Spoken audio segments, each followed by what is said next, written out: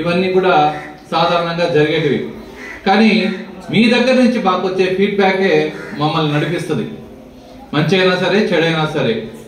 పిల్లలు చాలా మంది హోంవర్క్ చేయడంలో వెనకబడుతున్నారు. దానికి ఒకటే కారణం, ఇంటికి పోగానే ఏమి ఇచ్చారంటే ఏమి ఇవ్వలేదు హోంవర్క్, అది వాళ్ళు చెప్పేటటువంటి కారణం. సరే, ఒక్కసారైనా మీ పిల్లలు చెప్పేది కరెక్టా కాదా అని తెలుసుకోవడానికి ప్రయత్నించండి. రోజు కాకపోయినా వారంలో ఒకసారైనా, సార్ మా పిల్లలకి హోంవర్క్ ఇవ్వలేదా అని ఒకసారి కాల్ చేసి అడగండి. అప్పుడు నిజమెంతో అక్కడ మనకు అర్థమవుతుంది. పిల్లల్లో కూడా ఒక బాధ్యతను మనము అలవాటు చేసినట్టు అవుతుంది. కాబట్టి తల్లిదండ్రులకంతా కూడా మీరు మీ బిడ్డల కోసం చాలా కష్టపడుతున్నారు. మీరు చేసేటటువంటి ప్రతి కష్టము, ప్రతి రక్త బొట్టు పిల్లల కోసమే. అదే తల్లిదండ్రులైనా చేసేటటువంటిదే. కానీ అది సక్రమైన మార్గంలో మీ పిల్లలు ఉపయోగించుకుంటున్నారా లేదా అన్నది మీరు గమనించండి.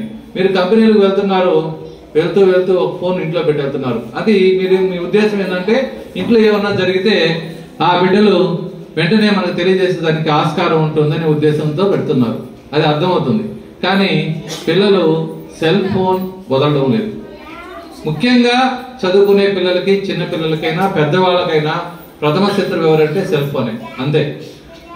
దాంట్లో ఒకసారి మనం ఓపెన్ చేశాక అది గంట అయినా సరే, అరగంట అయినా సరే టైం తెలియట్లేదు.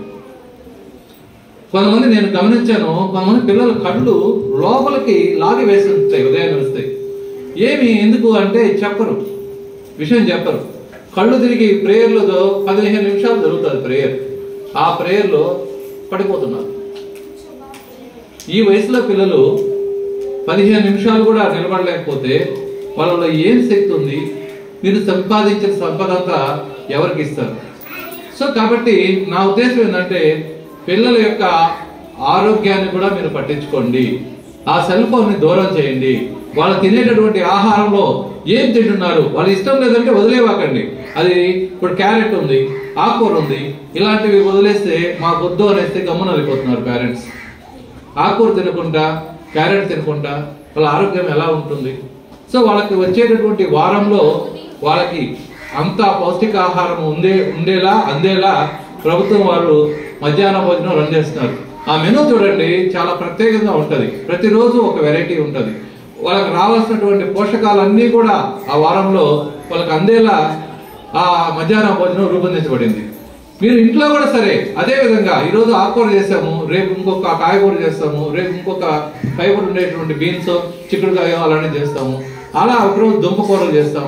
అలా ఒకటే కాకుండా ప్రతిదీ వారానికి ఒక రోజు మారేటట్టు టైం టేబుల్ ఎలాగా ఉంటుందో అలా మీరు కూరలు కూడా ఉండేలా పిల్లల్ని కొంచెం ఆరోగ్యవంతంగా తయారు చేస్తారని ఆశిస్తున్నాను. ఇంకా చెప్పుకుంటూ ఉంటే చాలా ఉంటుంది. Thank you sir. నాకు అవకాశం ఇచ్చినటువంటి ఉస్మాన్ సార్కి మరొకసారి